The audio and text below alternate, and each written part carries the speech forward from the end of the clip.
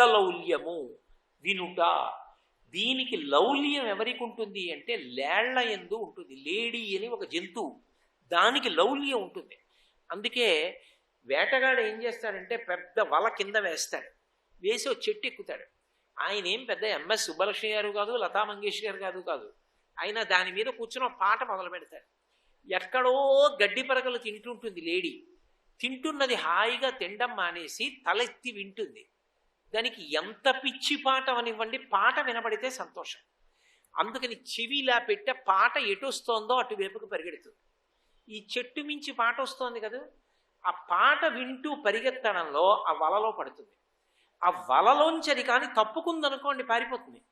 వెంటనే వేటగాడు వచ్చి ఏం చేస్తాడంటే చేతిలో దొంగ ఉంటుంది, ముందు కాళ్ళు విరగ్గొట్టేస్తాడు. ఆ కాళ్ళు విరగ్గొట్టేస్తే ఇంకా ఎక్కడికి వెళ్ళలేదు, దాన్ని తీసుకొచ్చి పక్కన పడేస్తాడు. ఆ తరువాత ఏం చేస్తారు అన్నది నేను పెద్ద విశేషంగా ఏం దాని గురించి వర్ణించక్కర్లేదు. కాబట్టి కేవలం శబ్దలౌల్యము, చెవియందు లౌల్యమున్నంత కారణం చేత లేళ్ల యొక్క జాతి నశించిపోతుంది. శబ్దస్పర్శ, ఏనుగు అంత గొప్ప ప్రాణి లోకంలో ఉండదు. ఏనుగుకున్నన్ని గొప్పతనాలు లోకంలో ఇంకా ఏ ప్రాణికి లేవు, అంత గొప్పది. అందుకే విఘ్నేశ్వరుడు అంతటి వాడు ఏనుగు ముఖంతో ఉంటాడు.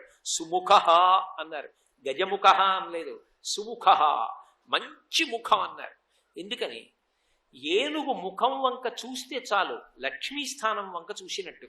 లక్ష్మీస్థానాల 5టిలో ఏనుగు యొక్క కుంభస్థలం ఒకటి. లక్ష్మీదేవి యొక్క అనుగ్రహం కలుగుతుంది. అందుకే మహావిద్వాంసులైన వాళ్ళని గజారోహణం చేయిస్తారు, ఏనుగు ఎక్కించి ఊరిరిగింపు చేయిస్తారు. కాబట్టి ఏనుగు సర్వోత్కృష్టమైన ప్రాణి కాదు. అసలు రహస్యం 3 ఉన్నాయి. ఆ 3 వంక చూసినప్పుడు మనం ప్రయత్నం చేసి మన మనసు వాటి దగ్గర పెట్టక్కర్లేదు, అవే మన మనసు లాగేస్తాయి. అలా లాగగలిగినటువంటి వాటిని 3టిని చెప్పారు. అందులో ఒకటి ఏనుగు, ఒకటి సముద్రం, ఒకటి చంద్రబింబం.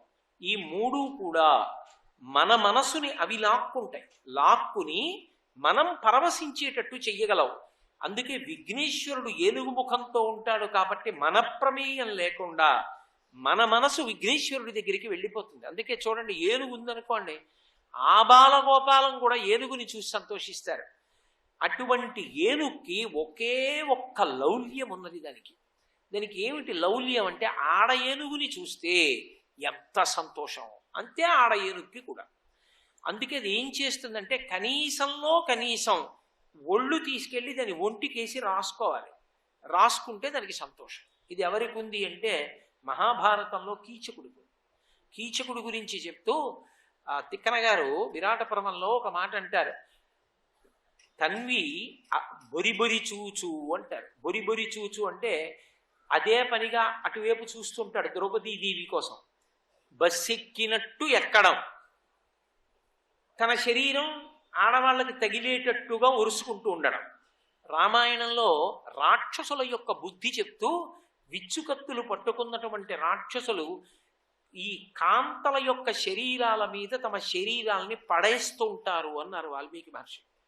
కాంతాసు గాత్రాణి చ విక్షిపంతి అన్నారు. పరమ దుర్మార్గమైనటువంటి బుద్ధి, లేకి బలహీనత, అర్థం లేని జీవనానికి అదొకటి. ఆ ఏనుక్కదొకటే లౌల్యం. అది కనీసంలో కనీసం ఏనుగుని ఒరుసుకోపోతే ఉండలేదు. అందుకని ఏం చేస్తారంటే ఏనుగుని పట్టుకోవాలంటే అంత తేలిక కాదు. పెద్ద గొయ్యి ఒకటి తవ్వి దాని మీద బరువు ఎక్కితే విరిగిపోయేటటువంటి పుచ్చుకర్రలు పెడతారు. పెట్టేసి గడ్డంతా వేసేసి ఒక ఏనుగు బొమ్మను ఒక దాన్ని పెడతారు. పిచ్చి ఏనుగుకి ఎంత వెర్రంటే అది ఈ కర్రల మీదకి వస్తుంది. ఒకవేళ ఏ కారణం చేతనైనా కర్రలు విరగలేదనుకోండి, అది బొమ్మ ఏనుగు దగ్గరికి వచ్చి ఒళ్ళు ఇలా ఒరుసుకుంటుంది. ఆ ఒరుసుకున్నప్పుడు బరువుకి ఇలా ఊగడంలో కర్రలు విరిగి గోతిలో పడిపోతుంది. పడిపోయిన తర్వాత ఇక ఒక వారం రోజులు నీళ్లు గడ్డి పెట్టరు. ఆకలితో అలమటించిపోయి ఎవడు నీళ్లు కాసిన కూరలు కాస్త చెరుకు కర్రలు తెచ్చి పెడుతూ ఉంటాడో వాడి మాటకి వశవర్తి అయిపోతుంది. దానికి ఇక్కడ పొడిస్తే బాధ, అంకుశం పెట్టి పొడుస్తుంటే తలలోంచి వచ్చే పోటు తట్టుకోలేక ఆ బక్కగా ఉన్నటువంటి మావటి వాడి మాటకి వశవర్తి అయిపోతుంది. అయిపోయి ఆఖరికి ఎంత భయం అంటే కట్టుకొయ్య దగ్గరికి వెళ్ళి తానే తొండంతో ఇనప గొలుసెత్తి ఇచ్చి మావటికి తన కాలు ఎత్తి అక్కడ పెట్టి కట్టేయమంటారు, లేకపోతే పొడుస్తాడేమోనని భయం. అంత గొప్ప ఏనుగు ఏ బలహీనతకి లొంగిపోయింది అంటే కేవలముగా స్పర్శ సుఖానికి నశించిపోయింది. రస చేప, దీనికి నాలుక మీద లౌల్యం ఉంటుంది. ఈ చేపలు పట్టేటటువంటి వాడు ఒక సూది ఒకటి తీసుకొచ్చి, మా చిన్నతనంలో తమిళేటి ఒడ్డును చూస్తూ ఉండేవాళ్ళం, గుండు సూది తీసుకొచ్చి ఏం చేస్తారంటే ఇలా వంచుతారు. వంచి వానపాముని ముక్క కోసి దాని మధ్యలో ఇలా కన్నంలా ఉంటుంది, ఆ కన్నంలో ఉంచి తొడుగుతారు ఈ గుండు సూదికి. తొడిగి దీని మీద ఒక చిన్న తేలికగా నీటి మీద తేలిపోయేటటువంటి ఒక పుల్ల ముక్క కడతారు. కట్టి ఓ కర్ర పట్టుకుని దాన్ని నీళ్లలో దింపి కూర్చుంటాడు. చేప కడుపు నిండా ఉన్నా సరే అలా వెళ్ళిపోతూ వెళ్ళిపోతూ మనకెందుకు లేదు అని వెళ్ళదు. ఈ వానపాము కనపడుతుంది దానికి, వానపాము ముక్క లోపల సూదుందని దానికి తెలియదు, గుండు సూదుందని. ఒక్కసారి కొరికి వెళ్ళిపోదాం అని వెళ్ళి ఆ గుండు సూది ఇలా యు ఆకారంలో ఉంది కదా, దాన్ని కొరుకుతుంది. ఎప్పుడైతే ఎర్రనుకుని ఇలా చటుక్కుని కొరికిందో ఆ సూది దాని నోట్లో పై దవడకి గుచ్చుకుంటుంది. గుచ్చుకోగానే గిలగిల కొట్టుకుంటుంది. కొట్టుకోగానే పైనున్న పేకబెత్తం కదులుతుంది. కదలగానే చేప కరిచిందని వాడికి తెలుస్తుంది. ఇలా అంటాడు. ఆ గుండు సూదితో కరుచుకున్న నోట్లోకి అది బాగా నొక్కుకుంటూ ఉండగా బాధతో వచ్చి బయటపడుతుంది. నోరు తెరిచి గుండు సూది తీసేసి అలా వదిలేస్తాడు. నీటి స్పర్శ లేక ఎగిరి ఎగిరి ఎగిరి ఎగిరి కొట్టుకుని చచ్చిపోతుంది. ఏ ఎరని తిందామని కొరికిందో ఆ చేప ఇతరులకు ఆహారం అయిపోతుంది. నాలుకంకు ఉన్నటువంటి లౌల్యానికి చేపల జాతి అంతా నశించిపోతుంది. శబ్ద స్పర్శ రస రూప. దీపపు పురుగులను వస్తాయి. ఆ దీపపు పురుగులు ఎగిరి వచ్చి దీపాన్ని ఏదో తినే పదార్థం అనుకుని చాలా బాగుందనుకుని అక్కడికి వెళ్ళి వాలి ఆ రెక్కలు ఊడి కింద పడిపోయి ఇన్ని పెద్ద కుప్ప కింద పడిపోతాయి. ఇలాగ అంత కుప్ప కింద పడిపోయి ఇన్ని పడిపోతున్నాయని చూసినా కూడా వేరొక రెక్కల పురుగు మాత్రం వచ్చి ఆ దీపం మీద వాలడం మాత్రం మానదు. వస్తూనే ఉంటాయి, వాలుతూనే ఉంటాయి, పడిపోతూనే ఉంటాయి. కంటితో చూసి పొంగిపోయి లౌల్యమును పొంది ఆకర్షణ పొందేటటువంటి లక్షణము ఆ రెక్కల పురుగు యందు ఉన్నటువంటి కారణం చేత రెక్కల పురుగుల జాతి నశించిపోతాం. ఇక మిగిలినది వాసన, ముక్కు. వాసన యందు లౌల్యం ఉన్న కారణం చేత కీటకములన్నీ నశించిపోతున్నాయి. కీటకాలకి పద్మ సుగంధం అంటే చాలా ఇష్టం. పద్మాల్లో ఉండే సుగంధం అంటే వాటికి ప్రాణం. అందుకని ఇవేం చేస్తాయంటే కీటకాలన్నీ వెళ్ళి ఆ పద్మాల మధ్యలో ఉండేటటువంటి దుద్దు దగ్గర తిరుగుతుంటాయి సువాసన కోసం. ఆ మత్తైనటువంటి వాసన పీల్చి పీల్చి పడుకుంటాయి. సూర్యాస్తమయం అయితే అందులో ఆ తుమ్మెద, కీటకము ఇవన్నీ ఉండిపోతాయి. ఆ పద్మము ఇలా ముడుచుకుపోతుంది. మంచి వాసన పీలుస్తూ సంతోషంగా తుమ్మెద అందులో ఉంటుంది. పద్మం ముడుచుకుంది. తుమ్మెద రెక్కలు బహుకోమలంగా ఉంటాయి. దానికి బయటికి రావడం తెలియదు. బయటికి రావడం తెలియక ముడుచుకున్న పద్మాన్ని చూసి కొట్టుకుంటుంటే సాయంకాలం ప్రదోష వేళలో ఏనుగులు నీళ్లు తాగడానికి వస్తాయి. వచ్చి ముడుచుకుపోయిన పద్మాల్ని అవి నీళ్లు తాగేసిన తర్వాత తీసి తొండంతో గుత్తిగా పట్టుకుని పైకి తీసుకొచ్చి నేల మీద పడేసి తమ కాలుతో తొక్కుతాయి. తొక్కినప్పుడు పద్మం లోపల ఉండిపోయినటువంటి తుమ్మెద మరణిస్తుంది ఏనుగు కాలు కింద పడి. పద్మ సుగంధమును లౌల్యముగా స్వీకరించి ఆ వాసన యందు అతి ప్రీతి పొందినటువంటి ఆ తుమ్మెదల జాతి అంతా కూడా కేవలము ఆ ఏనుగుల యొక్క కాళ్ల కింద పడి నశించిపోతున్నాయి. ఒక్కొక్క ఇంద్రియానికే లౌల్యం వాటికి. లేళ్లకి చెవుల యందు లౌల్యం, లేళ్ల జాతి చచ్చిపోతోంది. ఏనుగుకి స్పర్శ లౌల్యం, ఏనుగుల జాతి నశిస్తోంది. చేపకి నాలుక లౌల్యం, చేపల జాతి నశించిపోతోంది. దీపపు పురుగుకి దీపాన్ని చూడడం లౌల్యం, దీపపు పురుగుల జాతి నశించిపోతోంది. తుమ్మెదకి వాసన లౌల్యం, కీటకములన్నీ కూడా తుమ్మెదలన్నీ కూడా నశించిపోతున్నాయి. ఒక్కొక్క ఇంద్రియమునందు లౌల్యమున్న కారణం చేత ఒక్కొక్క జాతి పోతోంది. మనుష్యుని విషయంలో భగవంతుడు ఏం చేశాడంటే నరుణ్ణి చేసి అన్ని ప్రాణులలో ఉన్న తేజస్సుని వాడుకోగలిగిన శక్తినిచ్చి ఈ 5 ఇంద్రియములకు కూడా లౌల్యాన్ని పెట్టాడు. శబ్ద స్పర్శ రస రూప గంధములు 5టి యందు లౌల్యమే. ఆఖరికి వినడం అంటే ఎంత లౌల్యమో చెప్పలేను. అది ఆఖరికి ఇవాళ ఎంత దూరం వెళ్ళిపోతోందంటే ఆ లౌల్యమును నిగ్రహించుకోలేక కారు డ్రైవ్ చేస్తుంటాడు, ఏదో వింటుంటాడు. ఏదో 2 చక్రాల వాహనం మీద పెడతాడు, చెవుల్లో ఏదో పెట్టుకుని వింటుంటాడు. ఎలా వినపడుతుంది? పక్కవాడు చేసినటువంటి శబ్దం వినపడదు. ఎప్పుడు ఏదో తనకిష్టమైనవి అన్నవి వినడానికి యంత్ర పరికరాలని ఆధారం చేసుకుని ఎంతమంది పడిపోతున్నారు ఇవాళ. మనం ఎక్కడికి వచ్చాం, మనం ఏం చేయాలి, ఇలా ప్రవర్తించచ్చా అన్న బుద్ధి మనుష్య జన్మ యందు పొంది దాన్ని సక్రమంగా వినియోగించుకోమని పరమేశ్వరుడు ఇచ్చాడు. అది మానేసి మనం ఎక్కడికి వెళ్ళాం, ఎలా ఉండాలన్న దానితో సంబంధం లేదు, దానికి విరుద్ధంగా ప్రవర్తించడం. వెడుతున్నది ఒక చోటు నుంచి ఒక చోటుకి వెళ్ళడం కోసం క్షేమంగా ఒక వాహనాన్ని ఆధారం చేసుకున్నావు.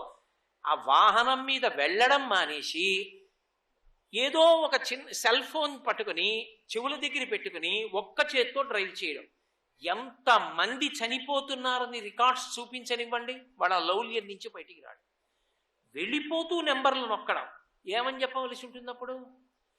ఇన్ని లౌల్యాలు, మిగిలిన వాటికి ఒకదాని ఎందే లౌల్యము.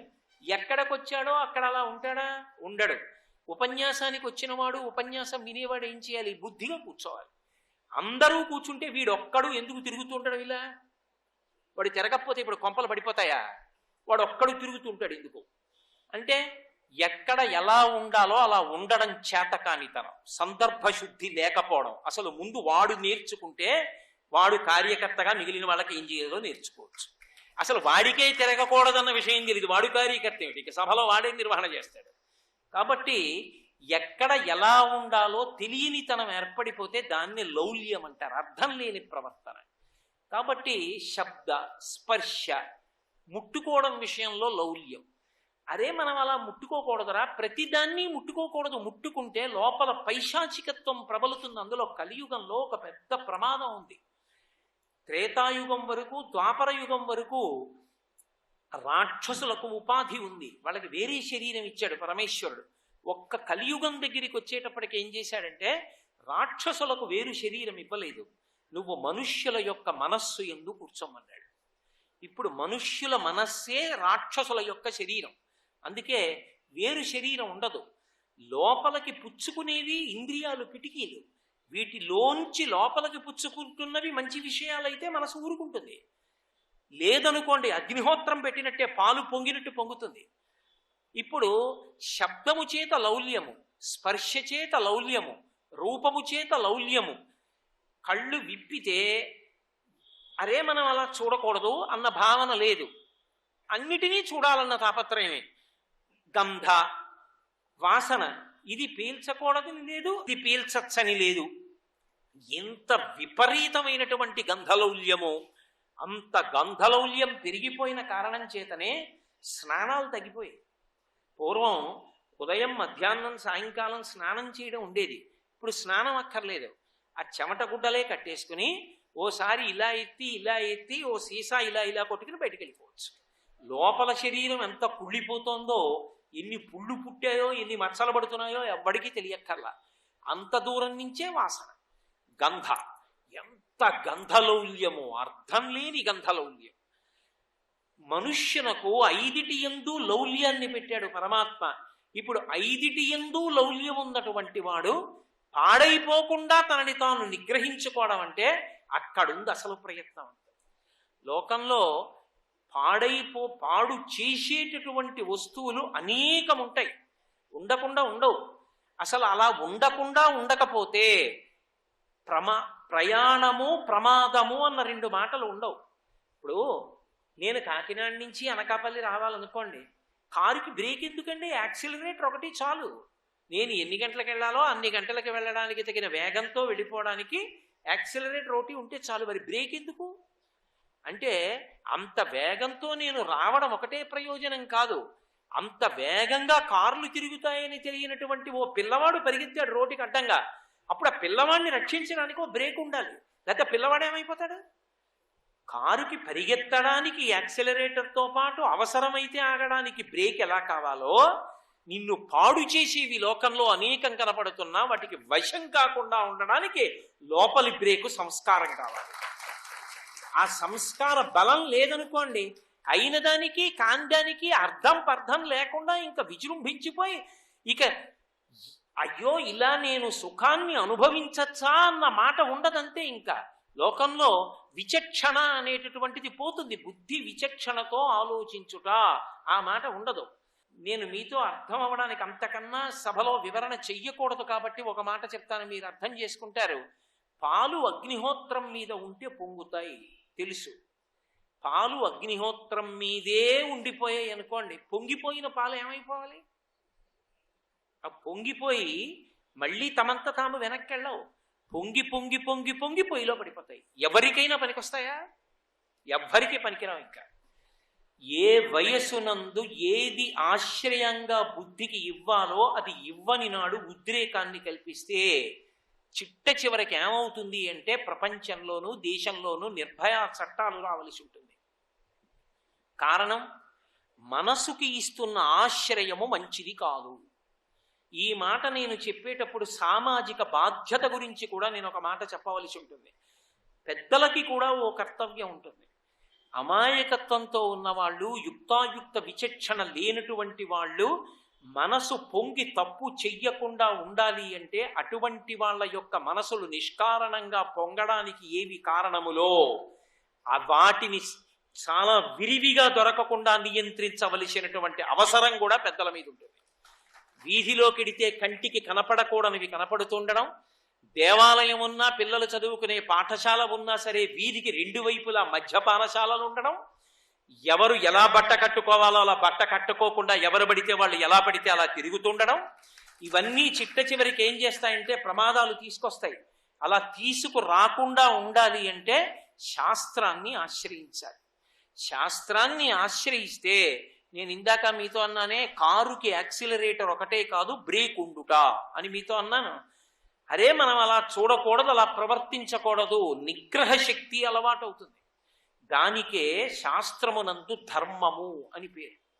ఒకవేళ నీ మనసు పొంగింది కదా అని అవతల వాళ్ళ జీవితాలు పాడు చేసి సుఖాన్ని అనుభవించేటటువంటి పశుతత్వాన్ని మనిషి పొందకూడదు. మనుష్యుడు మనుష్యునిగా ప్రవర్తించాలి. ప్రవర్తించాలంటే దానికి ఒక్కటే కారణం అవుతుంది, ధర్మము కారణమవుతుంది. ఆ ధర్మం ఒకటి కారణమైందనుకోండి. అందుకే మన శాస్త్రాలకున్న గొప్పతనం ఎక్కడుందంటే సమస్య చెప్పి ఎప్పుడూ వదిలిపెట్టవు, సమస్యకి పరిష్కారం చెప్తాయి. మనకి ఉపనిషత్తు ఏమంటుందంటే మాతృవత్ పరదారేషు, ఇతర స్త్రీ నీకు కనపడింది, ఆమె యందు మాతృభావన చెయ్యి. పరద్రవ్యాణిలోష్టవత్, నీది కాదు ఇతరులది కనపడింది, బెడ్డ ముక్క అన్న భావన చెయ్యి. అలాగే ఎవరో ఒకడు కనపడ్డాడు, నీలో ఉన్న ఆత్మ అతనిలో ఉన్న ఆత్మ అనేటటువంటి భావనని నువ్వు సుస్థిరం చేసుకో మనసులో. ఇప్పుడు పరిష్కారం చెప్పింది.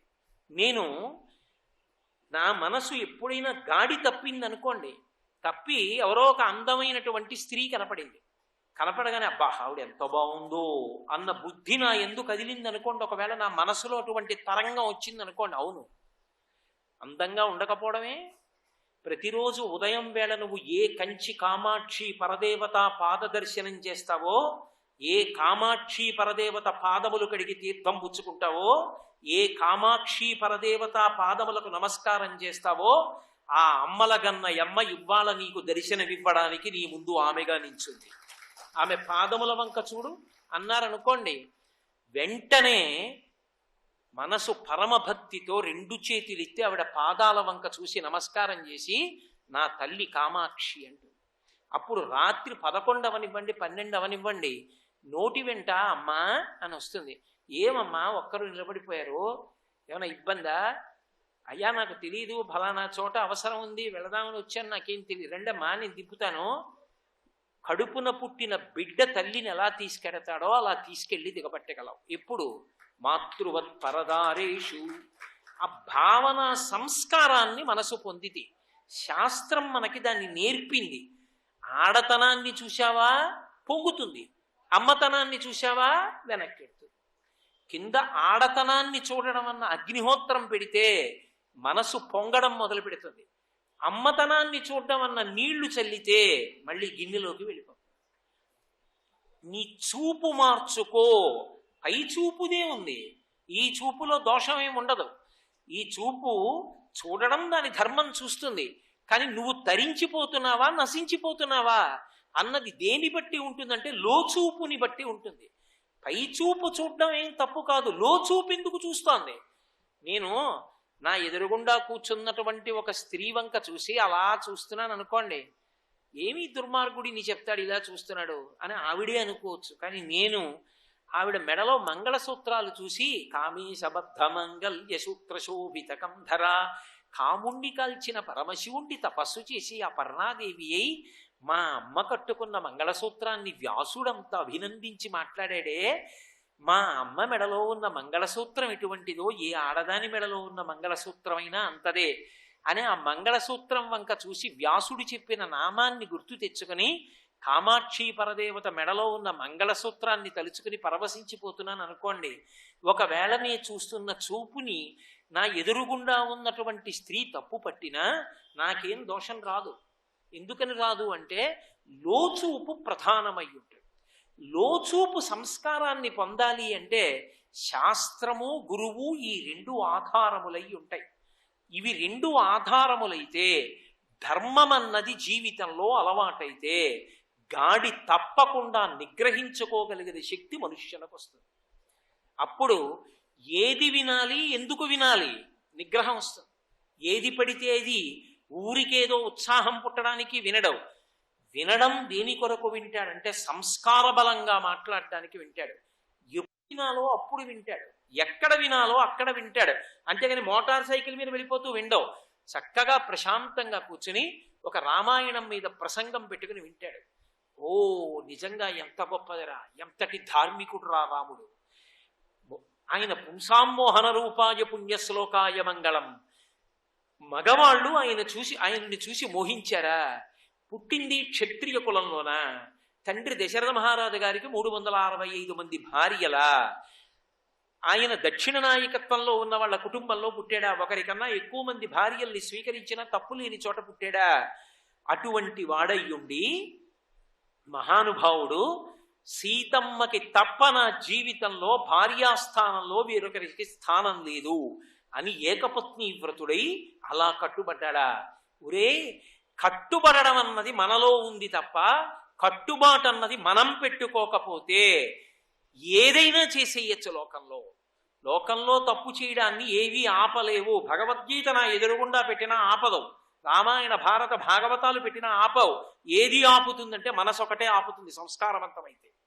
శ్రీ ఉమామహేశ్వర పరబ్రహ్మార్పణమస్తు.